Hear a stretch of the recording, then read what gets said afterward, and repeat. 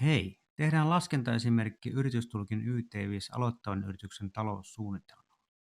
Laskentaohjelma on jaettu kahteen eri toimialalinjaan ja tänään tehdään rakennusalan esimerkki, eli mennään tänne siniselle puolelle palvelut yritykselle. Ja laskentaohjelmaan pääset tästä kustannukset Y1 täältä alareunan valikosta tai sitten tästä napista. Laskentaohjelmassa on 4 eri sivua, eli on tämä kustannussivu, myynti, rahoitus ja kassabudjetti. Täällä oikealla on muistiinpanoalue, johon voi tehdä omia laskelmia sekä kirjoitella tietoja laskennasta. Eli tässä on nyt ideana rakennusliike, jossa on 1 yrittäjä ja 1 työntekijä ja 3. vuonna palkataan 1 uusi työntekijä.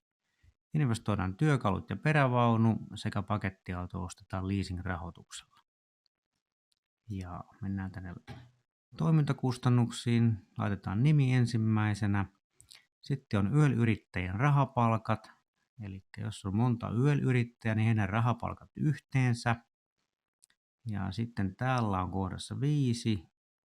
Täällä on työntekijöiden ja työyrittäjien rahapalkat, eli täällä on palkkataulukko erillinen.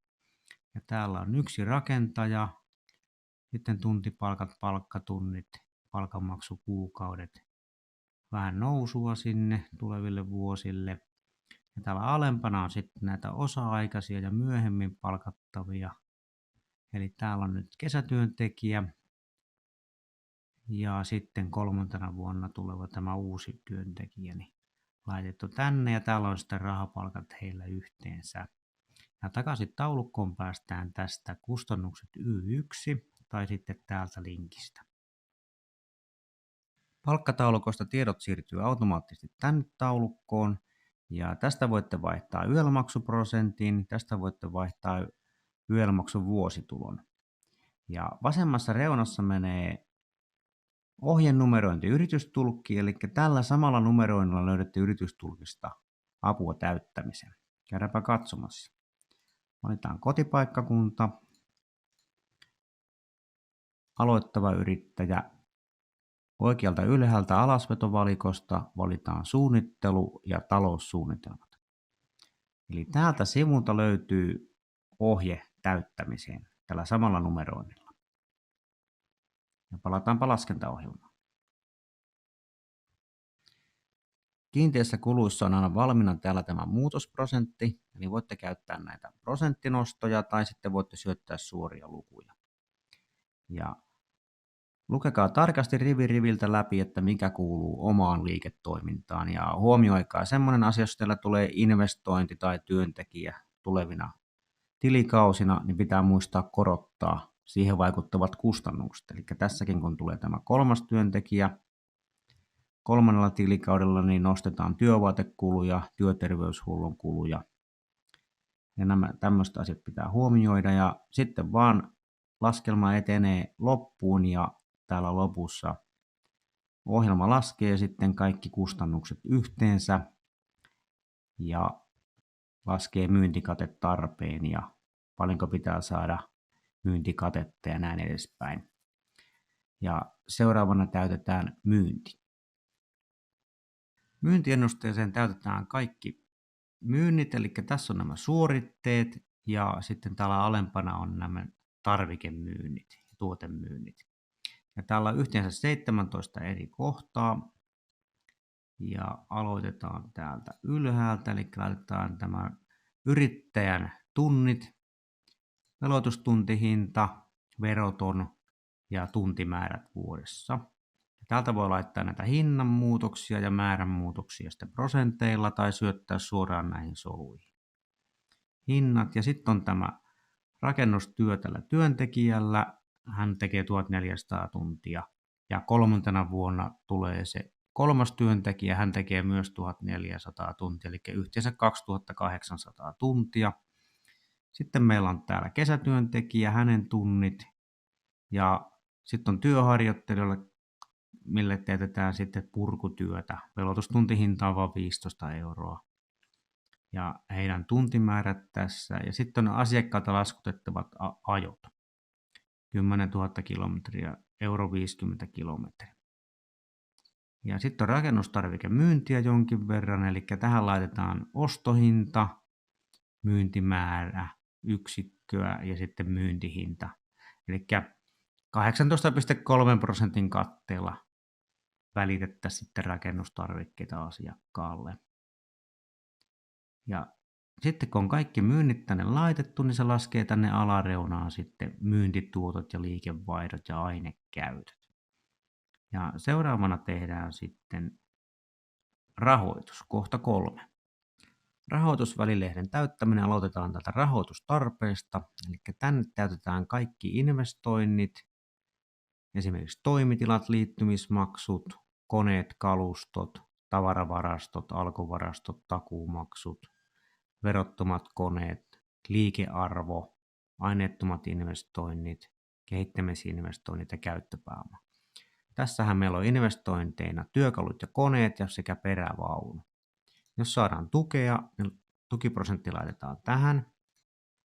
Tässä ei tukia saada. Sitten täällä on aineettomissa investoinnissa pakettiauton teippaus ja logo. Eli tämmöiset investoinnit, mistä ei voida tehdä poistoja. Sitten täällä on käyttöpääoma, eli 10 000 euroa per työntekijä.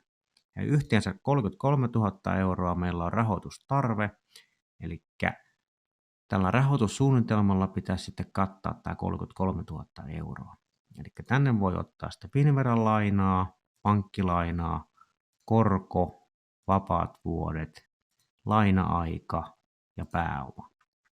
Sitten tässä käsitellään leasing, semmoinen leasing, missä koneella ja laitteella on jäännösarvo. Sitten on osamaksu, tänne on tullut arvonlisäveron palautus, sitten on omat pääomasijoitukset, tässä 10 000 euroa ja yhteensä rahoitusta olisi nyt 3 516 euroa. Eli tässä näkyy tämä erotus, eli meillä on pikkusen liian vähän rahaa kuin 33 000 euroa, mutta me voidaan, se on sen verran vähän, niin voidaan tuosta kassasta ottaa tuo. Eli korjataan tähän kassaan ja saadaan sitten puolet yhtä suuriksi. Eli nyt meillä on rahoitustarve ja rahoitussuunnitelma yhtä suuret. Tulosennustesta nähdään, miten tämä liiketoiminta kannattaa sekä muutenkin tiedot, liikevaihdot ja tämä kulurakenne. Ja sitten täältä nähdään semmoinen asia kuin rahoitustulos, eli tämä rahoitustulosrivi 11, niin tämä pitäisi olla aina isompi kuin tämä rivi 15, eli laina- ja osamaksulyhennykset yhteensä. Tässä ei niin ole, mutta meidän pitää kuitenkin muistaa, että meillä on siellä 20 000 euroa käyttöpääomaa, että kassabudjetista nähdään sitten, että miten meillä rahat sitten riittää tarkemmin, eli peli ei ole vielä menetetty. Sitten tässä on nämä poistoprosentit, joita voi sitten tästä muuttaa, mutta me suositellaan, että ei ajeta heti täysillä poistoilla. Sitten nämä liiketoiminnan muut kulut, erittelyt tässä. Sitten täällä on tämmöinen ennusteyhteenveto, eli varmuusmarginaali asiat, eli täällä voidaan sitten tehdään erilaisia ennusteita, että jos liikevaihto toteutuukin 90%, niin miten meidän sitten käy.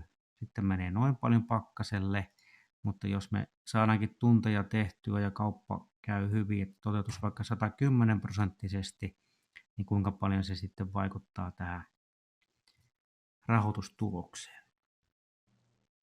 Toimialavertailussa voidaan verrata näitä laskemiamme lukuja muihin alayrityksiin, eli otetaan täältä vaikka kohta 17, asuin- ja muiden rakennusten rakentaminen, se tuo tilastoista tähän sitten vertailuluvut, ja tilastoihin päästä tästä toimialatiedot, eli täällä on eri vuosilta, eri toimialoilta tilastotietoa Finnveran asiakkaista.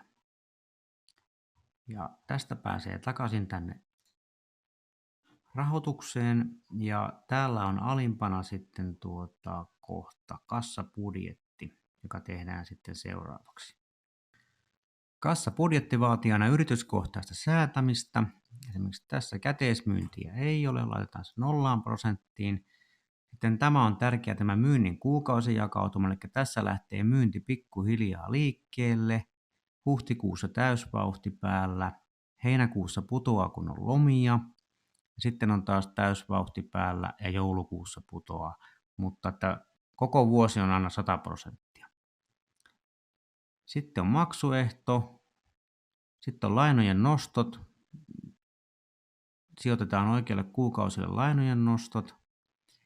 Sitten aineet ja tarvikkeet, niin ne menee tämän myynnin kuukausijakautumaan seuraas, eli samalla lailla kun lähtee myynti kasvamaan, niin lähtee myös aineet ja tarvikkeet kasvamaan, eli ne seuraa toisiaan, mutta muuten sitten nämä toimintakustannukset, ne tulee sitä toimintakustannustaulukosta ja ne jaetaan sitten tasaerin kuukausille. Eli jos teillä on jotain muita järjestelyjä ja maksuaikoja näissä, niin ne pitää korjata taulukkoon. Sitten ohjelma olettaa, että investoinnit otetaan aina ensimmäisenä kuukautena kaikki.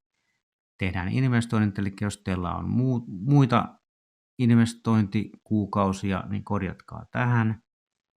Ja sitten täällä on lainojen lyhennykset 2 kertaa vuodessa, eli jos on erillä lailla, niin muuttakaa. Ja sitten täältä alareunasta nähdään nämä tulot ja menot kassakuukauden lopussa. Eli täällä kyllä kassan puolesta pärjätään. Ja sitten vielä grafiikkana tämä sama asia, eli punainen on tämä kassa ja se on koko ajan täällä plussan puolella, eli palkki on ylöspäin.